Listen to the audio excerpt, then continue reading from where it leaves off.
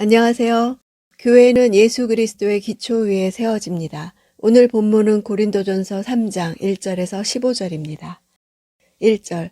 형제들이여, 내가 여러분에게 신령한 사람들에게 말하듯이 말할 수 없어서 육에 속한 사람들, 곧 그리스도 안에서 어린아이들에게 말하듯이 말했습니다. 신령한 사람들이란 영적으로 성숙한 자들을 가리킵니다. 신령한 사람의 대조는 육에 속한 사람들입니다. 이미 그리스도 안에 있는 자들로서 구원은 받았으나 신앙이 성숙되지 못한 자를 의미합니다. 즉 앞서 2장 14절에 육에 속한 사람과는 다른 단어입니다. 여기에 육에 속한 사람은 거듭나지 않은 자연인이 아니라 성령보다는 육신에 의해서 더 많이 지배되는 자들을 의미합니다. 2절. 나는 여러분에게 저주로 먹이고 단단한 음식으로는 먹이지 않았습니다.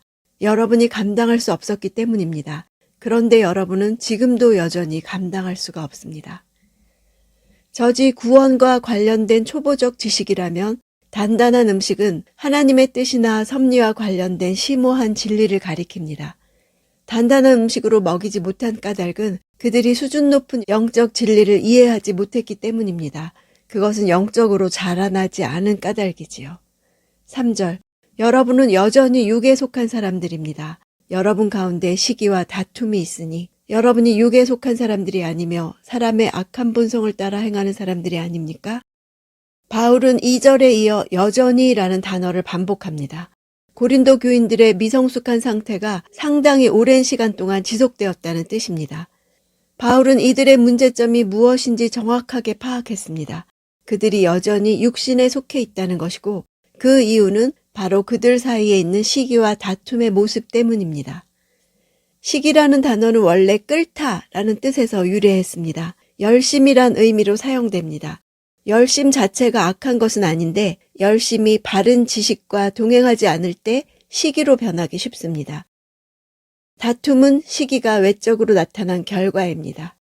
육에 속했다는 것은 구원은 받았으나 아직 세속적인 데 집착해서 자기 중심적이고 자기 지향적인 삶을 사는 것을 가리킵니다. 5절. 그러면 아볼로는 무엇이고 바울은 무엇입니까? 여러분을 믿게 한 사역자들일 뿐입니다. 그들은 주께서 각각 맡겨주신 대로 일할 뿐입니다. 바울은 사역자들이 본질적으로 어떤 사람들인지 말해줍니다.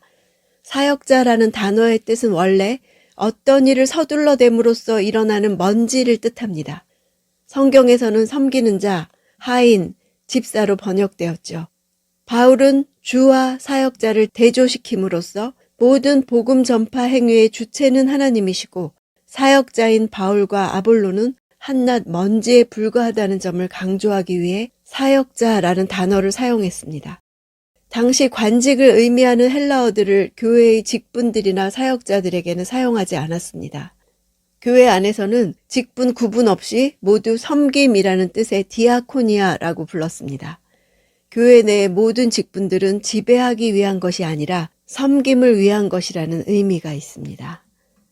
6절. 나는 심고 아볼로는 물을 주었으나 자라게 하신 분은 하나님이십니다. 심는 것은 새로운 시작을 가리킵니다. 전도를 통한 개척을 의미합니다. 물을 준 것은 교육을 통한 관리를 의미합니다. 심고 물 주는 두 행동은 각각 상대방에게 의지합니다. 사역의 목적이나 동기가 동일합니다. 심다, 물을 주었다는 동사는 과거형으로 과거에 있었던 일을 보여줍니다. 자라게 하신다는 것은 미완료형으로 자라나게 하는 하나님의 사역이 지금도 계속 일어나고 있음을 보여줍니다. 이렇게 차이를 보여줌으로써 고린도 교인들이 바울파와 아볼로파를 만들어 각각 숭배의 대상으로 삼는 일이 전혀 타당성이 없는 일임을 분명히 합니다.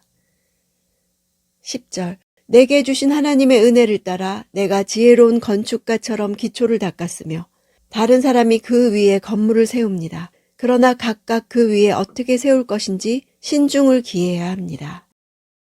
바울은 지금까지의 농업적 비유에서 건축에 대한 비유로 전환합니다. 건축가라는 단어는 신약 성경 가운데서 여기서만 등장합니다.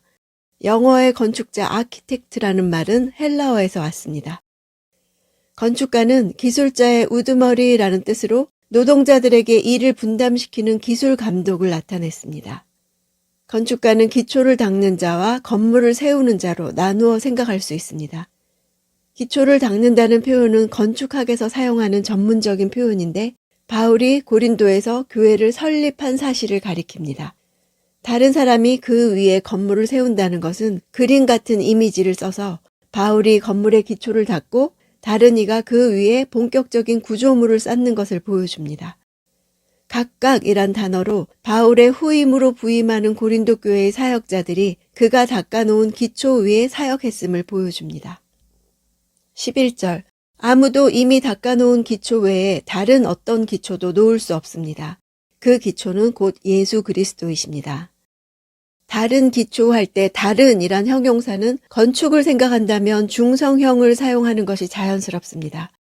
그런데 바울은 남성형 형용사를 의도적으로 사용해서 예수 그리스도를 흉내내는 인격적 존재로서의 다른 자를 의미합니다. 예수 외에는 교회의 기초가 될 인격적 존재는 없다는 것입니다.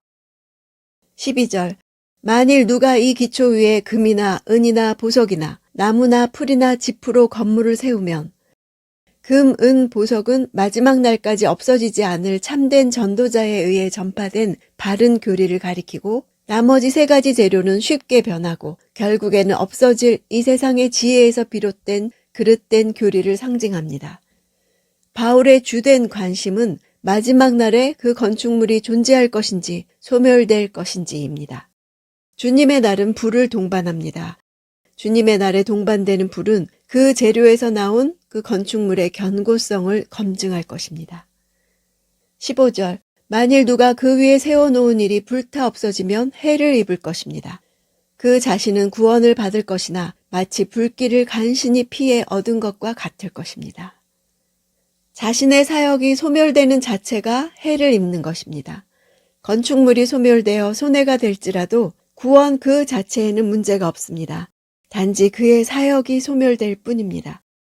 구원은 그들의 잘못된 업적에도 불구하고 하나님의 은혜로 받는 것입니다. 사역자 자신은 구원을 얻지만 사역자의 수고는 헛된 것이 되고 맙니다. 사역자에게 사역의 결과가 없어지는 것입니다. 불타지 않을 것을 위하여 라는 제목으로 기도 편지를 보내오는 선교사 친구가 있습니다. 그 편지를 받을 때마다 불타지 않을 것을 위해 선교지에서 집을 세우는 친구를 생각하며 나 또한 불타버리지 않을 것으로 세우고 있는지 돌아보곤 합니다. 바울은 우리 사역의 진정한 본질이 나타날 날이 있다고 말합니다. 성령을 따라 사는지 아니면 육체를 따라 사는지에 따라서 금으로 건축하는지 아니면 지푸라기로 건축하는지가 정해집니다. 성령으로 행한 일로 입증될 것인가, 자신의 유익과 영광을 위해 자신의 자원으로 세운 것이 될 것인가 드러날 것입니다. 일생 세운 일이 불타지 않고 영원히 남는다는 것 자체가 그 사람의 상급입니다. 분명 우리가 한 일 중 많은 것이 불타 날아가 버리는 것을 보는 엄청난 슬픔이 있을 것입니다. 그러나 얼마만큼 잃어버리게 되든 간에 불심판이 우리를 하나님의 사랑이나 구원에서 떼어놓을 수 없습니다. 오늘 내가 하려는 일이 영원히 남을 일인지 이 세대로 끝날 일인지 생각하기 원합니다.